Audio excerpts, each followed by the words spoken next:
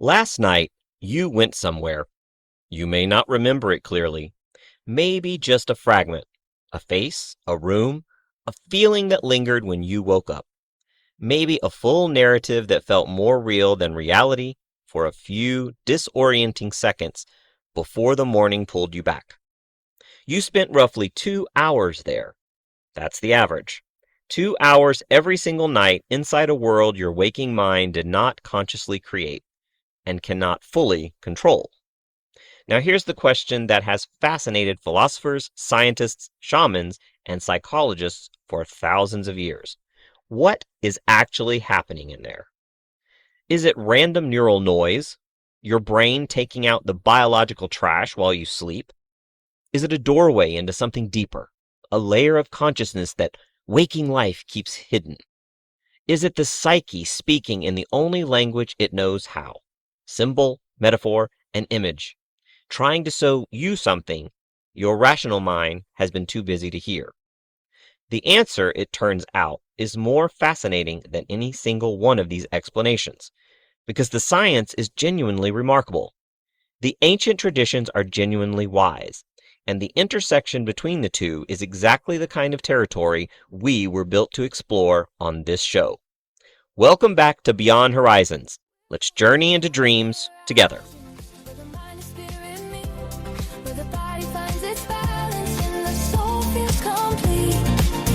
Every story, every journey, every healing step we take, we're living life with purpose, with every breath we make, beyond horizons.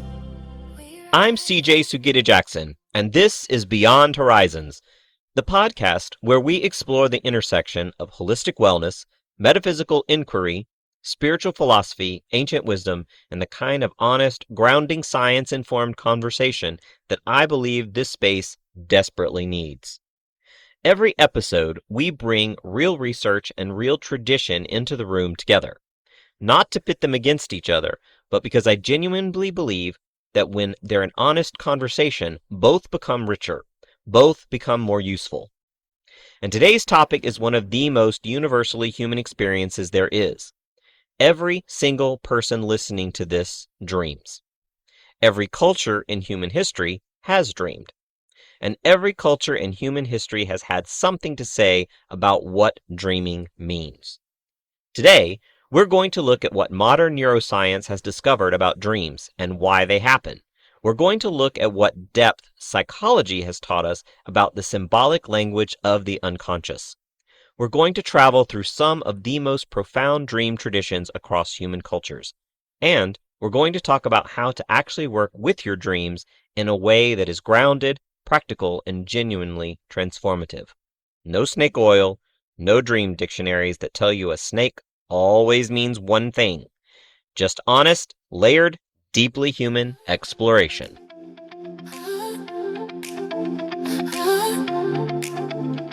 Before we dive into today's episode, I want to take a moment to tell you about something that's coming, and I think it's going to matter deeply to people within this community. It's called Horizyns, and it is a platform our team has been building specifically for people who live at the intersection of wellness, spirituality, conscious living, and meaningful learning. Horizyns is an all-in-one space, part marketplace, part learning platform, part community hub, a place where you can find vetted, curated practitioners and creators in the holistic and metaphysical space, take real workshops and courses, discover products that align with how you actually want to live, and connect with a community of people who are asking the same kinds of questions you are. If you've ever felt like the mainstream wellness world is too shallow, too commodified, or just not built for people who take this stuff seriously, Horizyns is being built for you.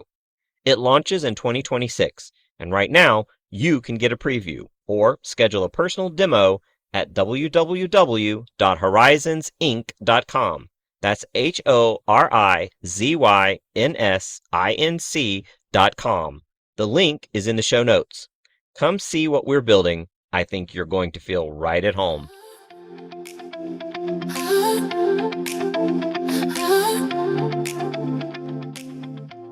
Let's start where the science starts, in the sleeping brain. Dreams occur primarily during REM sleep, rapid eye movement sleep. This is a distinct stage of the sleep cycle characterized by rapid eye movements, muscle paralysis, your body's way of keeping you from physically acting out your dreams, and brain activity that in many ways resembles wakefulness more than it resembles deep sleep. Your brain during REM sleep is extraordinarily active. The visual cortex is firing. The emotional centers, particularly the amygdala and the limbic system, are highly engaged. The prefrontal cortex, which is responsible for rational judgment, linear thinking, and reality testing, is significantly quieted. Think about what that means for a moment. The part of your brain that normally edits your experience, that filters, judges, categorizes, and applies rational constraints, steps back. And the parts of your brain responsible for emotion, visual imagery, memory, and narrative construction step forward. What you get is a consciousness without its usual censor, experience without its usual editor, and what emerges from that is the dream. Now, there are several competing scientific theories about why we dream, and I think it's worth knowing all of them because none of them gives us the complete picture. The activation synthesis hypothesis, proposed by J. Allen Hobson and Robert McCarley at Harvard in 1977, suggested that dreams are essentially the brain's attempt to make narrative sense of random neural signals firing during sleep. In this view, dreams are story-shaped noise. But subsequent research has complicated that picture significantly. Rosalind Cartwright, one of the most important sleep researchers of the 20th century, spent decades studying what she called the mood regulatory function of dreams. Her research showed that REM dreaming, particularly dreaming that incorporates emotional memories, plays a measurable role in processing difficult emotional experiences. People who dreamed about painful events, she found, showed significantly better emotional recovery than those who did not. The dream wasn't replaying the trauma, it was working on it. Matthew Walker, neuroscientist and author of Why We Sleep, describes REM sleep as a form of overnight therapy, a neurochemical state uniquely suited for processing emotional memory because the stress neurochemical norepinephrine is suppressed during REM. Your brain revisits difficult material in a neurochemically calm environment. It can process what it couldn't fully process while awake. And then there is the memory consolidation research. Extensive work showing that REM sleep plays a critical role in integrating new learning with existing knowledge. During REM, the brain appears to be actively making associative connections, linking seemingly unrelated experiences, finding unexpected patterns, and integrating information in ways that analytical walking thought may not produce as efficiently. In other words, some of your best creative and integrative thinking may be happening while you're asleep. The chemist, Auguste Kekulé, famously reported that the circular structure of benzene came to him in a dream of a snake eating its own tail. Paul McCartney woke from sleep with the melody of Yesterday fully formed in his head. Dmitri Mendeleev claimed the arrangement of the periodic table came to him in a dream. These aren't mystical accidents. They may be exactly what a brain does when its rational sensor gets out of the way and its associative intelligence takes over. Now, let's go deeper, because the neuroscience tells us what is happening mechanically, but it doesn't fully answer the question of meaning. And that's where depth psychology and particularly Carl Jung becomes essential. Jung's understanding of dreams was radically different from Freud's, though the two began in the same intellectual lineage. Freud viewed dreams primarily as wish fulfillment, disguised expressions of repressed desires, mostly sexual in nature, encoded in symbolic form to get past the psyche's defenses. The dream was a symptom. The symbols were masks over the hidden content. Jung broke with Freud on this, and I think history has shown that his break was pretty productive. Jung proposed that dreams are not primarily disguises, they are communications. They are the natural, spontaneous language of what he called the unconscious, not a reservoir of repressed material alone, but a vast living intelligence that is trying always to bring the psyche into greater wholeness. He distinguished between the personal unconscious, the layer containing your individual memories, complexes, and repressed experiences, and what he called the collective unconscious. This is one of Jung's most radical and important ideas. The collective unconscious is Jung's framework.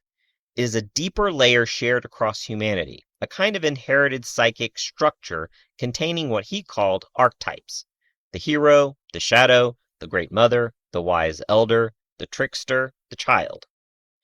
These are not cultural inventions. Jung argued they are structural patterns of the human psyche, universal templates that manifest differently across cultures but appear everywhere, in every mythology, in every dream tradition, in every great story humans have ever told. And they appear in dreams. When a dream figure appears that feels ancient, powerful, and somehow larger than a personal memory, when the imagery carries a numinous quality that ordinary narrative doesn't, Jung would say you may be touching the collective layer. You may be in conversation with something much older than your individual biography. Now, is that metaphor or reality? Is it a useful psychological framework or a literal description of something metaphysical?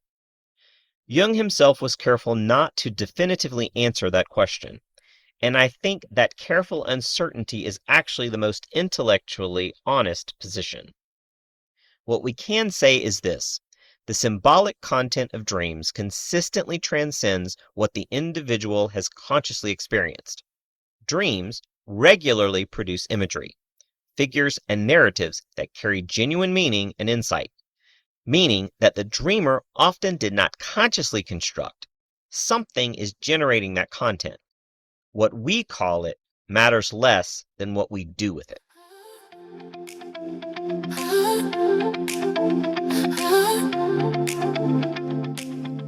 This brings us to symbols, because understanding how symbols work is essential to understanding dreams. A symbol is not a sign. This distinction matters enormously. A sign points to something specific and known. A red light means stop. A skull and crossbones means poison. The meaning is fixed, agreed upon, and exhausted by its definition. A symbol is fundamentally different. A symbol points towards something that cannot be fully said in any other way. It carries layers of meaning that resist complete reduction. It holds tension between opposites. It participates in what it represents.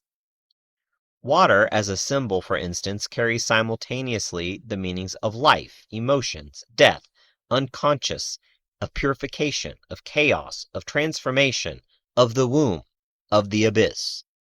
No single definition captures it. That's not a failure of precision. That's the nature of genuine symbolic language. The philosopher Paul Ricoeur described symbols as having a surplus of meaning, more contained within them than any single interpretation can exhaust. And this is precisely how dream imagery works. When a house appears in a dream, depth psychology often understands it as a representation of the psyche itself, different rooms corresponding to different aspects of the self. But that's not a fixed rule. Context matters enormously. Your personal associations do matter. The emotional tone of the dream matters. A house in your dream and a house in someone else's dream may carry entirely different symbolic significance. This is why I am deeply skeptical of dream dictionaries that give you a one-size-fits-all interpretation of any symbol. A snake means transformation for one person and genuine threat for another, depending on their history, their culture, their psychological material. The symbols in your dreams are speaking your language. The work of dream interpretation is learning to listen in a way that is both informed by tradition and anchored in your own lived experience. Now let's travel through some ancient traditions. Because what strikes me most profoundly about the cross-cultural history of dreaming is how seriously and how skillfully human traditions have engaged with it. Long before neuroscience, long before depth psychology, they did know something. In ancient Egypt, dreams were understood as messages from the gods, direct communications from the divine realm requiring careful interpretation. Egyptian temples maintained what were called dream incubation sanctuaries, sacred spaces where the sick, the troubled, or the seeking would sleep in order to receive healing or guidance through dreams.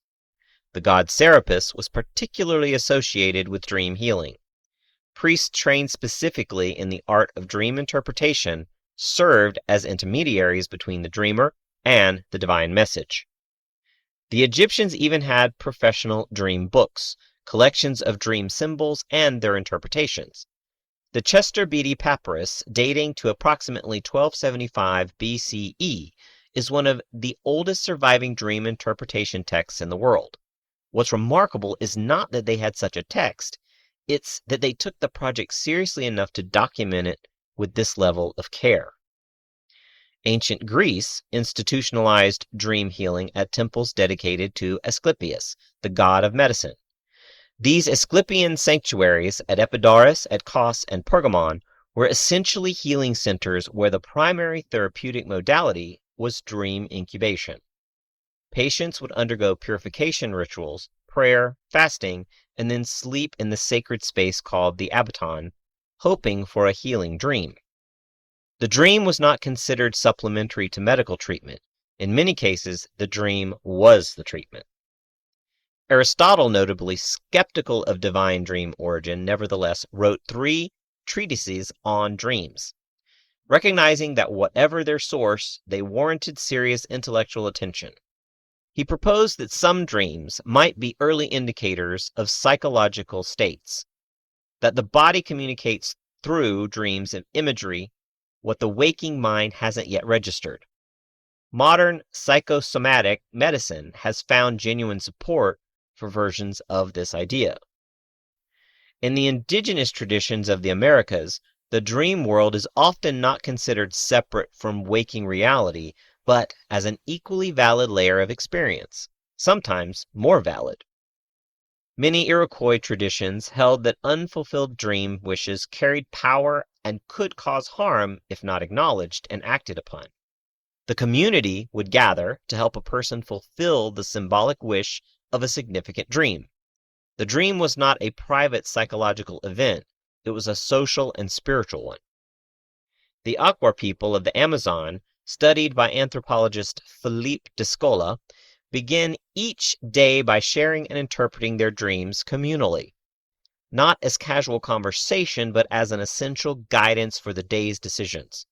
Hunting routes, relationship choices, spiritual practices, all informed by the dreaming. In ancient India, the Atharva Veda, one of the 4 sacred Vedic texts, contains extensive dream interpretation material.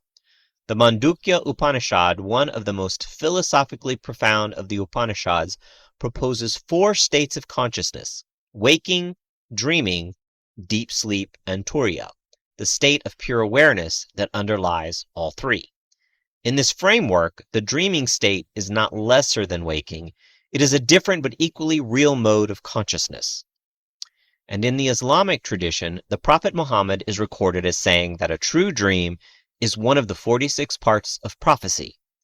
Dream interpretation, Tabir, became a sophisticated scholarly tradition, with major figures like Ibn Sirin in the 8th century producing influential texts that integrated Quranic wisdom, psychological insight, and symbolic analysis in ways that still carry weight today.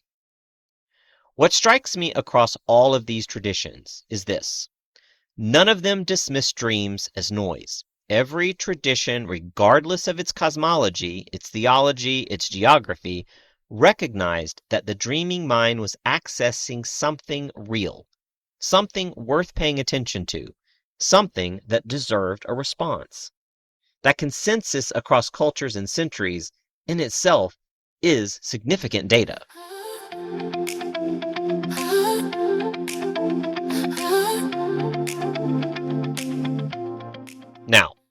Let's get a little personal, because I want to give you something you can actually use. Rather than a dictionary-style list, I want to walk you through some of the most common dream themes and offer what depth psychology, cross-cultural symbolism, and contemporary dream research suggest they may be pointing toward. Always with the understanding that your personal associations and emotional context are the final authority, not any outside system. Falling dreams. These are among the most universally reported dreams across cultures. Research by sleep scientist Calvin Hall, who analyzed tens of thousands of dream reports, found falling to be one of the most common dream experiences globally. Depth psychology often associates falling with a loss of control, with anxiety about circumstances in waking life that feel unstable or beyond your capacity to manage. They frequently occur during periods of transition when the ground beneath us is shifting. If you're having falling dreams, it may be worth asking, where in your life do you feel unsupported? What are you afraid of losing your grip on? Being chased. Another near universal dream theme. The figure chasing you is almost never a literal threat. More often, depth psychology understands the pursuer as a shadow figure, a part of yourself you've been avoiding, a feeling you've been outrunning, an unresolved situation you keep trying not to face. The most therapeutically productive response to a chase dream is not to keep running. It's to turn around and ask the pursuer what it wants. Teeth falling out.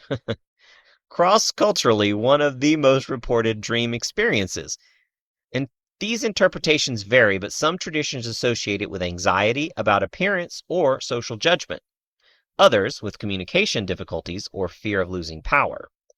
Contemporary research links it strongly with stress, particularly stress related to how we are perceived by others. What it almost always carries is some form of vulnerability. Something feels exposed that you'd rather keep protected. This is one of my favorites, flying. Often experienced as one of the most euphoric dream states. In many traditions, it is associated with liberation, expanded perspective, and spiritual elevation, the ability to rise above ordinary constraints. Psychologically, flying dreams often correlate with periods of genuine empowerment, creative breakthrough, or spiritual opening. They may be the psyche celebrating something. Deceased loved ones. Dreams featuring people who have died are among the most emotionally significant experiences dreamers report, and among the most universally valued across cultures. In many traditions, these dreams are understood as genuine contact. In psychological frameworks, they are often understood as the psyche's work of integration, processing grief, honoring relationship, or receiving wisdom from an internalized version of the person.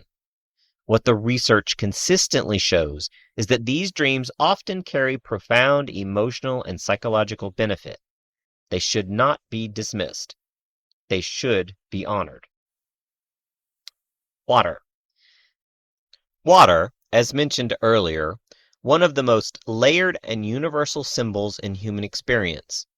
The state and quality of water in dream carries significant meaning. Calm, clear water often signals emotional clarity or spiritual peace. Turbulent, dark, or flooding water often signals emotional overwhelm, unconscious material rising, or a transition that feels threatening. Diving into water, moving toward rather than away from the depths, often signals readiness for deeper self-examination. Houses and rooms. Depth psychology consistently understands houses as symbolic representations of the psyche.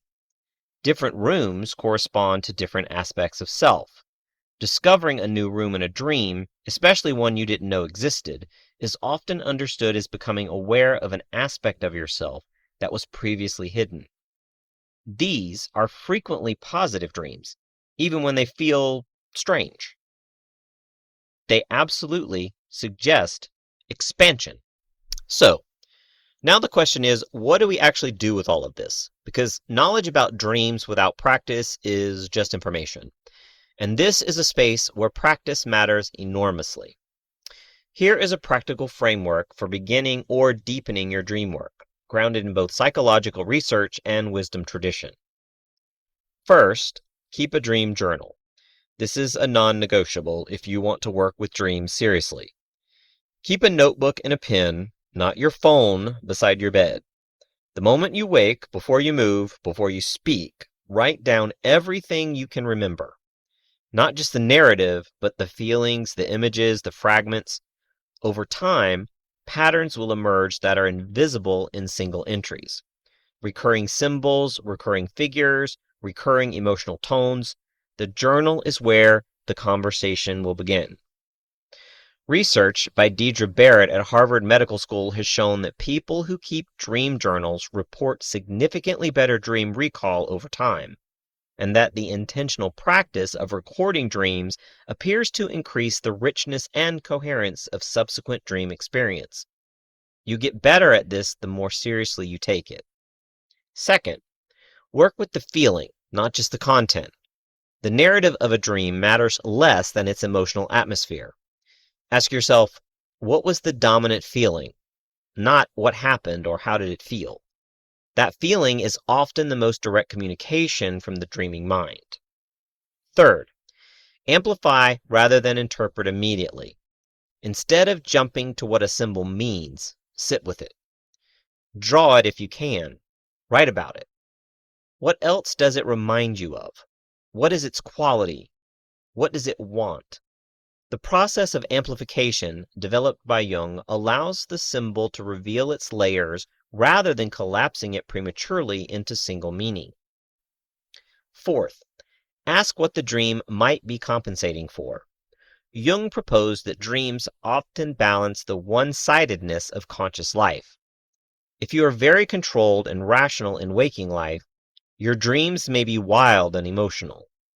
If you are very emotionally expressive, your dreams may be structured and clarifying. The question of compensation, what is my dream offering that my waking life is missing, can be enormously revealing. Fifth, take one element seriously enough to act on. This is the step most people skip. Dream traditions across cultures, including the Iroquois framework I mentioned, understood that dreams sometimes carry instructions. Not always, but sometimes. If a dream persistently points you toward a conversation you've been avoiding, a creative project you've been suppressing, or a relationship you've been neglecting, consider the possibility that something in you knows something your waking mind has been reluctant to acknowledge. The dream is not an oracle to be obeyed, but it may be a mirror worth looking into, honestly.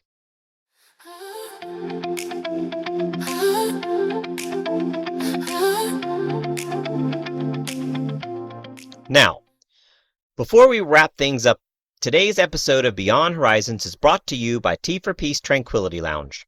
And I have to say, there is something deeply fitting about a tea ritual and a conversation about dreams. Because one of the things the research is very clear about is this. Dream quality is directly tied to sleep quality, and sleep quality is directly tied to how we transition into sleep. Here is today's quick tip. Build a pre-sleep ritual that signals to your nervous system that the day is complete. This is called sleep hygiene in clinical terms, and it is one of the most evidence-supported practices in sleep medicine. One of the most effective elements of that ritual is a warm, non-caffeinated herbal beverage about 45 to 60 minutes before sleep. Research published in the journal Nutrients has shown that certain botanical compounds, including those found in chamomile, valerian, hops, lemon balm, and passion flower, have measurable anxiolytic and sedative effects that support the transition into deeper, more restorative sleep, and deeper sleep means richer dreaming. Tea for Peace Tranquility Lounge is built around exactly this kind of an intentional, ritual-centered wellness. Teas, botanical blends, and alcohol-free mocktails designed to support your body and your spirit. A cup of tea before sleep is not just comfort. Used intentionally, it is an invitation to the dreaming mind. Find out more through the link in the show notes. your dreams may thank you.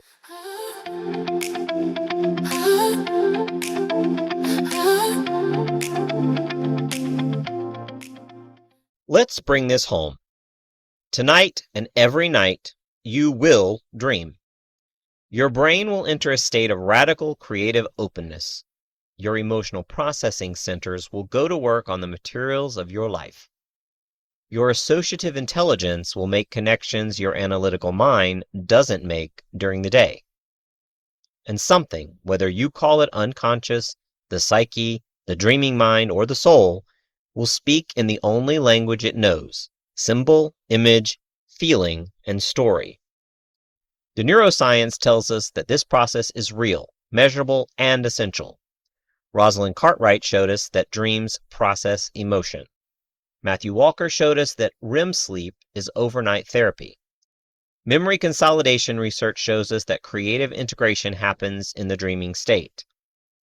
Depth psychology, through Jung's extraordinary lifetime of work, gave us a framework for understanding what the symbols mean and how to listen.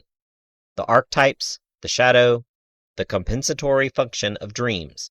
These are tools, they're not dogma. Use them where they illuminate. Hold them lightly where they don't. And the ancient traditions, Egypt, Greece, the indigenous Americas, India, Islam, remind us that we are not the first humans to take this seriously.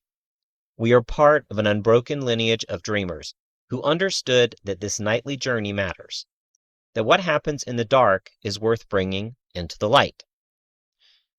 The one thing I want you to carry from today: your dreams, they're not noise. They're not random. They're not meaningless neural static. They are a language. And like any language, the more attention you give it, the more fluent you will become. Start tonight. Put the notebook by the bed, and when you wake, write. And see what you've been trying to tell yourself. If you enjoyed this episode, please be sure to follow the Beyond Horizyns podcast wherever you're listening right now, so you don't miss future conversations and episodes. And I want to invite you to join our Horizyns community at www.horizynsinc.com. That's HORIZYNSINC.com, where you can meet like-minded individuals, find amazing products, and take workshops from our many curated vendors.